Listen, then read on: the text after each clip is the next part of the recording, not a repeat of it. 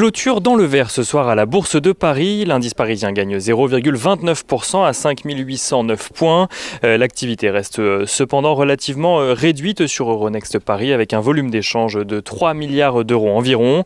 Il n'en reste pas moins que l'accalmie du côté des rendements obligataires permet au CAC 40 de continuer sa remontée et ce malgré des indices américains qui affichent un léger recul de leur côté pour le moment. À la clôture parisienne, le taux à 10 ans aux États-Unis se situe aux alentours des 1,42%. Tandis que l'OAT à 10 ans en France est lui juste en dessous de 0 à moins 0,1%. Le CAC 40 qui a été tiré aujourd'hui par les bancaires mais aussi par les valeurs du luxe ou encore quelques valeurs industrielles comme Michelin ou encore ArcelorMittal. Les valeurs énergétiques affichent de leur côté des performances mitigées voire en recul. Les investisseurs qui vont d'ailleurs suivre de près la réunion de l'OPEP qui commence aujourd'hui et dont le dénouement sera connu jeudi. Les pays producteurs de pétrole s'interrogent en effet sur une nouvelle augmentation de leur production au mois d'avril. Le pétrole qui s'apprécie par ailleurs aux alentours des 63,5$ à la clôture parisienne.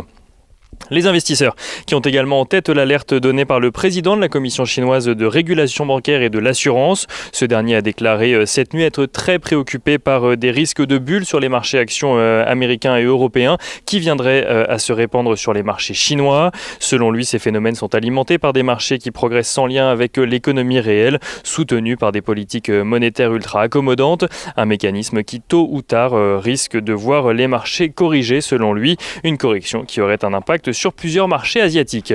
Du côté des valeurs qu'il fallait suivre aujourd'hui à la Bourse de Paris, Danone cède finalement en partie aux pressions exercées par les fonds activistes actionnaires du groupe qui demandaient un changement de direction. Le groupe annonce scinder le poste de PDG en deux. Emmanuel Faber conservera la présidence du conseil d'administration, tandis qu'un directeur général ou une directrice générale viendra le seconder. Un poste dont le recrutement est lancé dès à présent. Le board du groupe réuni hier a par ailleurs renouvelé son soutien aux dirigeants actuels et à son projet de réorganisation Local First, projet visé également par les fonds Bluebell Capital et Artisan Partners. On notera que Danone perd environ 2% ce soir.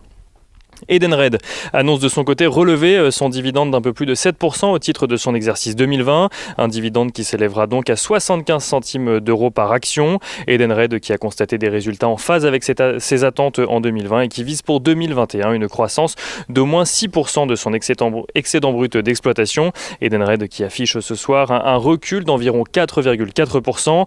Et on notera Interparfums qui chute de 2% ce soir, qui publie un résultat d'exploitation 2020 en recul à 46,9 millions d'euros, là où le groupe réalisait un peu plus de 73 millions d'euros un an plus tôt. Interparfums qui affiche cependant son optimisme pour 2021, même s'il manque pour le moment de visibilité.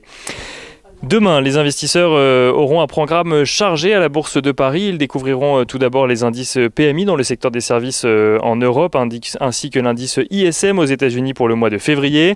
Aux États-Unis toujours, l'indice emploi ADP dans le secteur privé sera publié pour le mois de février, ainsi que le livre beige de la Fed à 20h. Côté entreprise, Vivendi et Stellantis publieront leurs résultats annuels. Deux publications attendues par les investisseurs après la scission entre Universal Music Group et Vivendi d'un côté, mais aussi avec la fusion entre Fiat Chrysler et Peugeot qui a donné Stellantis.